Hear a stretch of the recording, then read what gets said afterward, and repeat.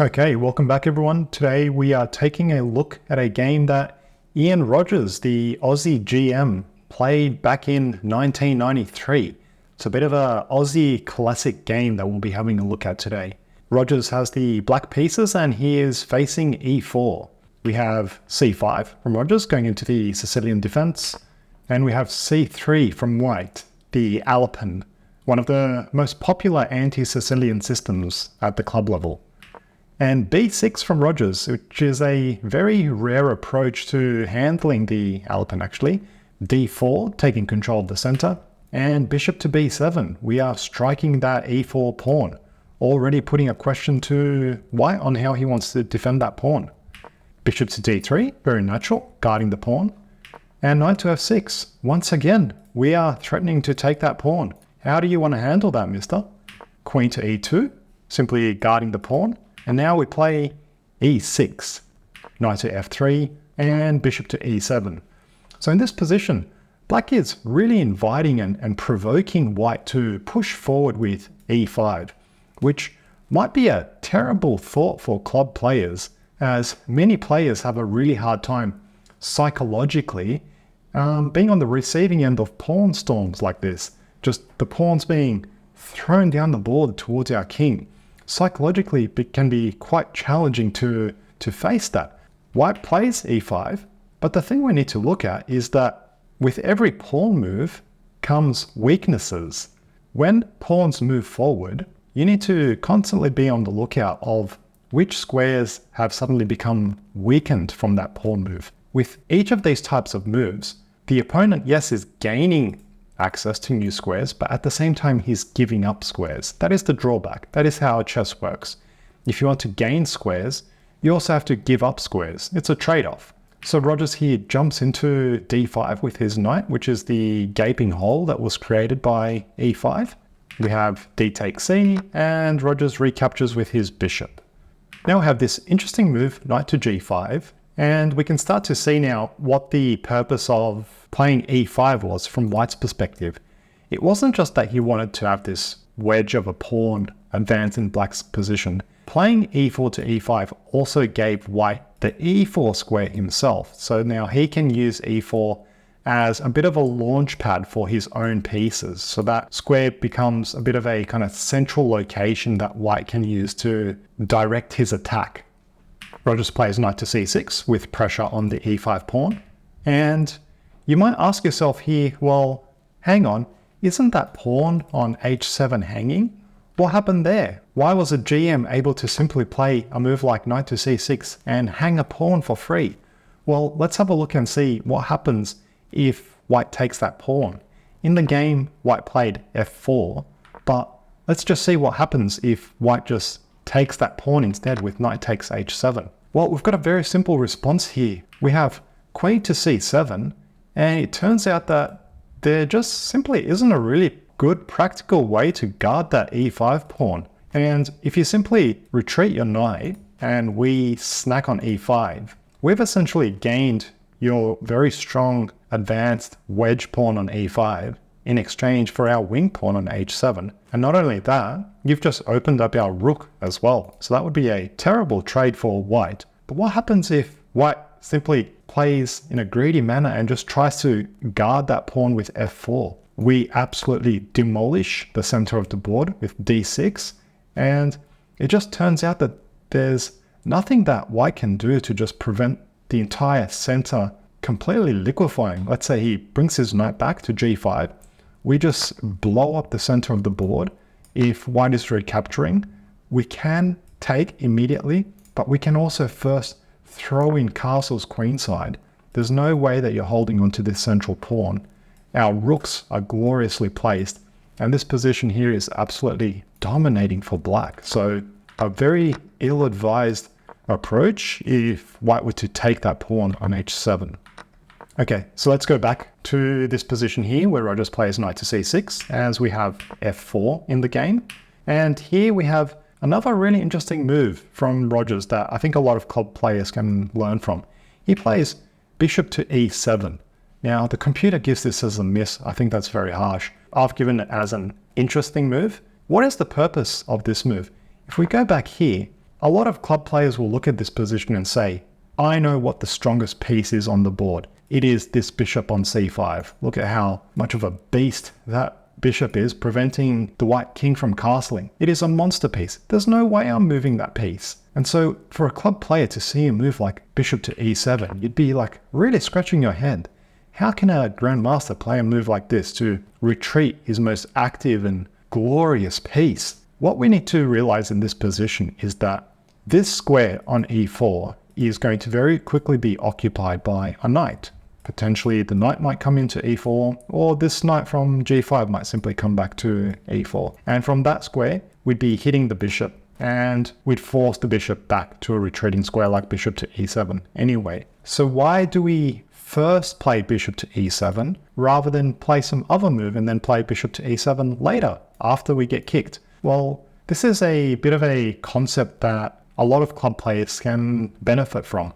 The benefit of first doing the retreat is that we then are not forced to play that move after knight e4. Instead, after knight e4, we can then play our own response to it rather than a forced response.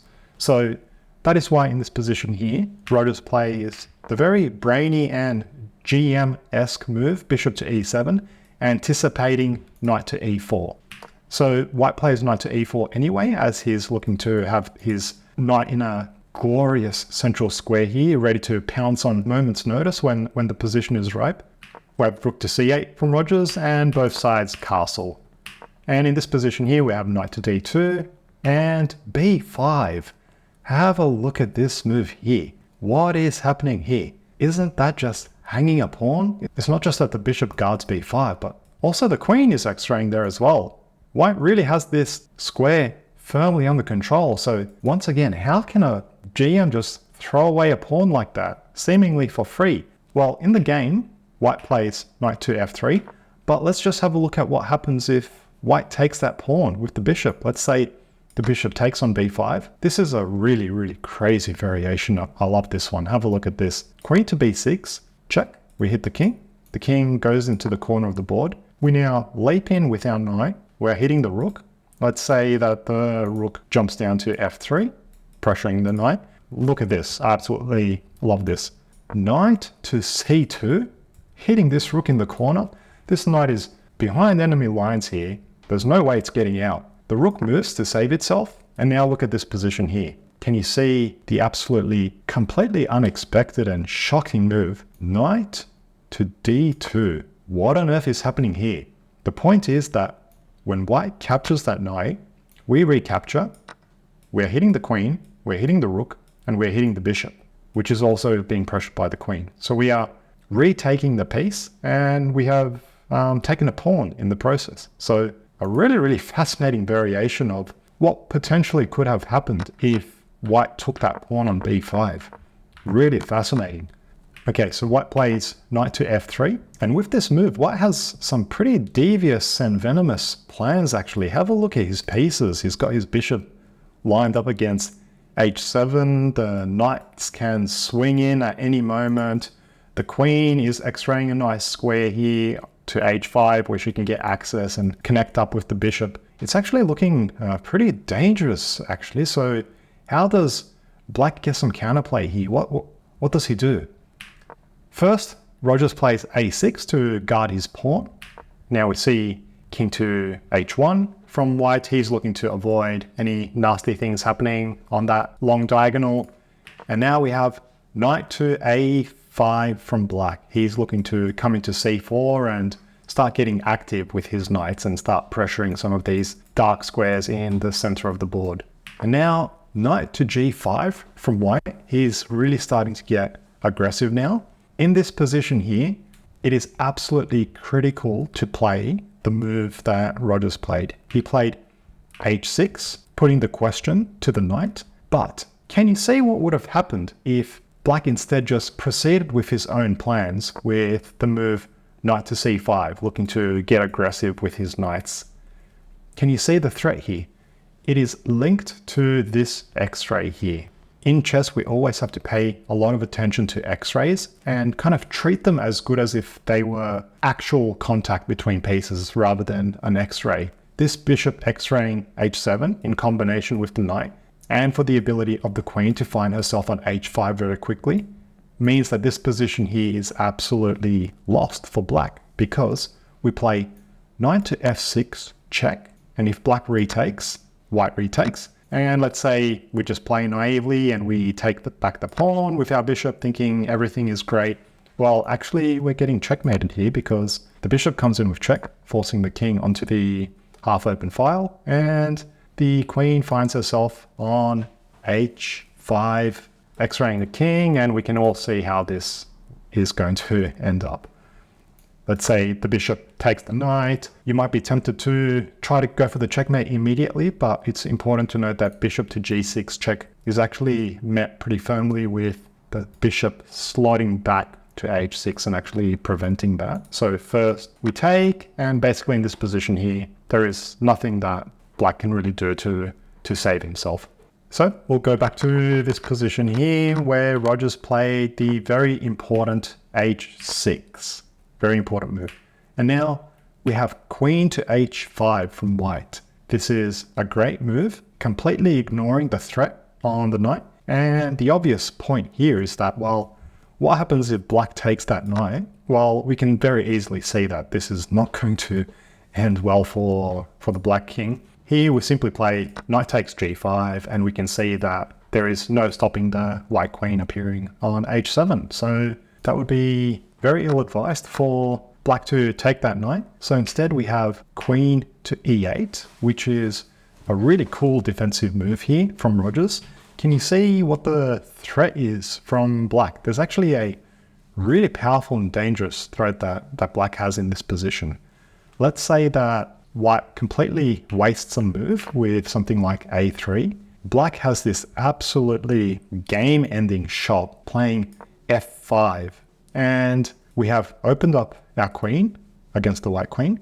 The knight on g5 is hanging, and the knight on e4 is hanging. So there are 3 hanging pieces here for white. He can't save all of them. So he's completely busted here. There's nothing he can do.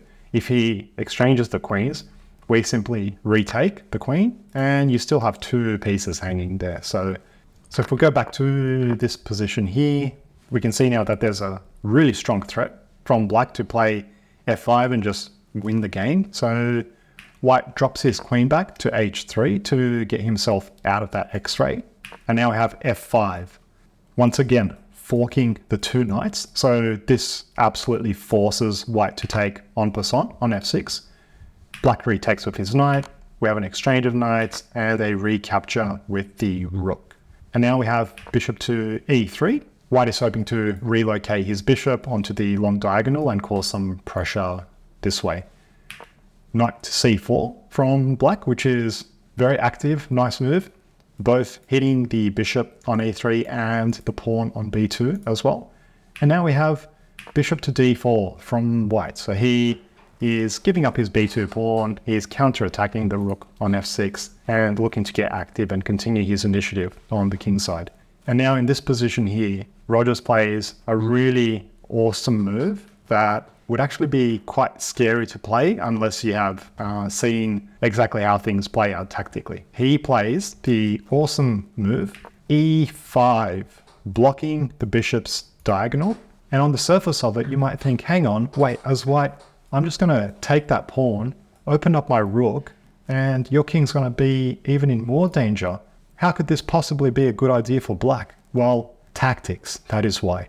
White does indeed take the pawn, but here is what Rogers saw. He first takes the rook on f1, which kind of seems counterintuitive initially because you're bringing white's final piece into the game, and your rook on f8 was actually doing a pretty good defensive job. So what is the point here? Well, the point now is that that knight that was sitting on g5 for so many moves, as black, we couldn't take it because of this devastating threat of the queen coming into h7. Well, now we can take it because the bishop can capture it, and we keep the h file closed because we've captured with our bishop. So black is now a piece up. Is there anything that white has to keep his initiative going, to cause some complications? He tries rook to f5, his idea is to just sack the rook and open up the file, which could indeed cause some problems for black. But I really love this defensive move from Rogers. He plays queen to e6, which x-rays the queen on h3. So his idea is that if white were to take the bishop on g5, he wouldn't retake the bishop. No, after rook takes g5, he'd first take the queen. And actually, it's not just a trade of rook for bishop in that case. That pawn is pinned, so white would not even be able to retake the queen. So that would actually be a free queen. Let's just show that on the board because I think it's quite funny. Rook takes g5, queen takes h3, and oops, you cannot retake the queen because my bishop on b7 is a beast. So go back here. After queen to e6, we have b3. And now again, Rogers plays another very GM-esque move. When being attacked, you don't just automatically play a retreating move. No, you first look for opportunities to counterattack. Rogers plays g6, counterattacking the white rook with his pawn. We have pawn takes knight and pawn takes rook. So we are up a hefty amount of material at the moment as black. We are up an exchange and a couple of pawns for the time being, but white is about to recapture this pawn, which he does with bishop takes f5, and Rogers takes on c4 with his queen. The queen is nicely actively placed now, looking to potentially infiltrate.